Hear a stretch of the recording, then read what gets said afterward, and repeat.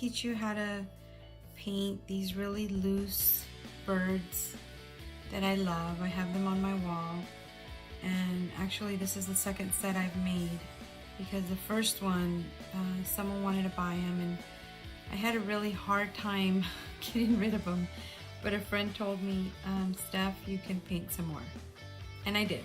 The first thing I'm going to do is show you the brushes I have. I'm going to use this little mop brush, which I love. I just got this and I have one, but it's bigger, and this is a number 1. It's just a little mop brush. And then I have a number 6 round, and this is also a 6 round, but it's a lot pointier. So we're going to start with the little mop brush, and I'm going to start with brown bird. The first one I'm going to make, I'm going to use brown and blue. So what I do is I usually just define the shape of the top of the head, and then I will go ahead and put a little blue in there, and just like I said, I don't finish the circle.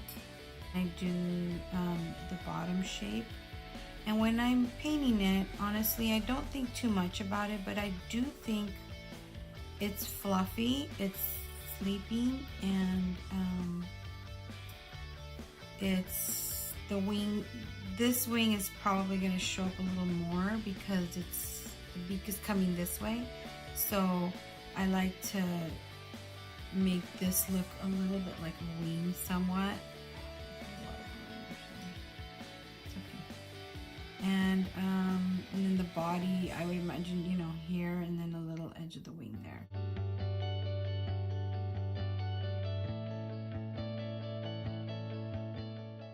I'm just, for reference, I'm using this Prima Watercolor Odyssey palette that I really like, but you can use, you know, any watercolors you have. And for example, right now I'm just using a brown and a blue. So if you want to just get a brown and a blue from whatever palette you have, is fine. And so now we're going to make a second one, and I think I'm going to make this mostly yellow. So again, I'm going to shape the head, and then I'm going to make it like a reddish orange. So I'm going to finish off the head a little bit right here. And I like to put some darker colors in there as well. I'm going to put a little more yellow so the red doesn't overwhelm it. And then I'm going to use a little bit of that red, and I'm going to make the body.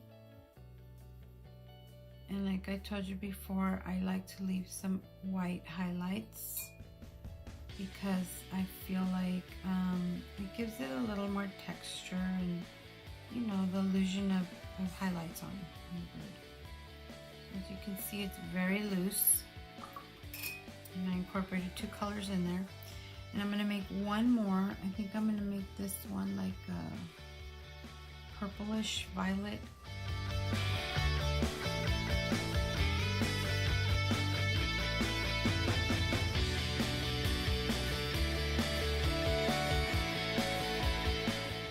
Let's go with yellow. Goes really well with this color. I think it looks nice. And then we're going to do the body.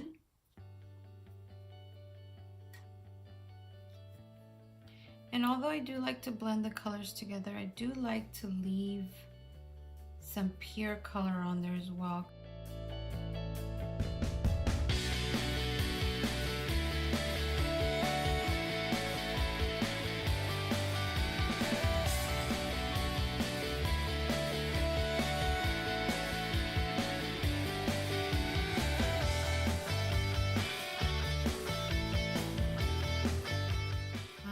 I'm going to go back and put a little darker red in here.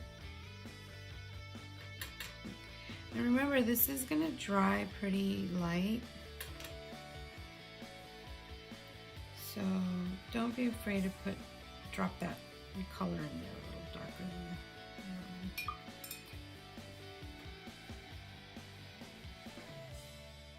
than. Okay, So those are the 3 birds so far, and see how loose they are. Just play with color.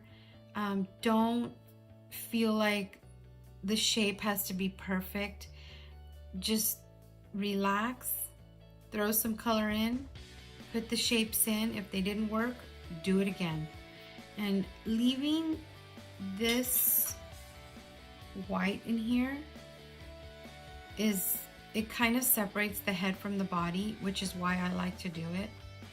And you'll see later when it dries that it's a nice effect. You don't have to leave too much. You can leave a little tiny bit. So let's go ahead and dry them now. Okay, so those are dry, and I'm gonna get my 6. This is a nice pointy 6. And I don't have black on my palette, which I don't really like to use black too much. So what I'm getting is some of this darker brown that I have. I put a little bit of blue in it, and it gives me a nice dark rich color. And I'm gonna use that to make the eyes and the beak and the little feet. Now the feet sometimes are tucked in, so you only see a little bit of them.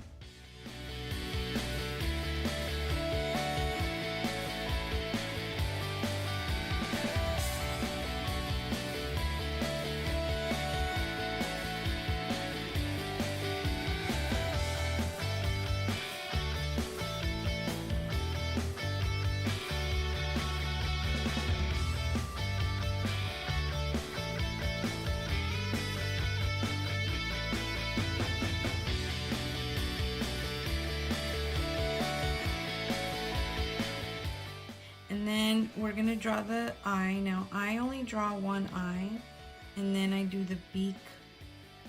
Let me show you. I do it more or less in this area and facing out, so that the eye goes somewhere in here. See? And it looks really cute.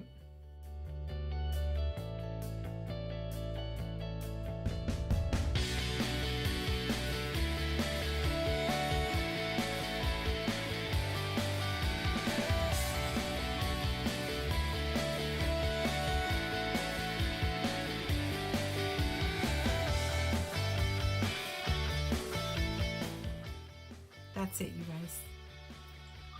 Is that adorable or what? And again, I just let them dry. I put my little initial next to each one, and then I just put them in these little tiny frames I found. And I hang them on my wall, all 3 of them together. And they look adorable. And they're fun. I hope you like this tutorial, and practice, practice, practice. You know, get in that really zen, stress-free zone, and just start dropping some color and putting the little shapes in, and then going at the end and just putting the little beaks in the eyes. And I mean, they're adorable. They'll make you really happy like they make me. Thank you. I hope you enjoyed this tutorial.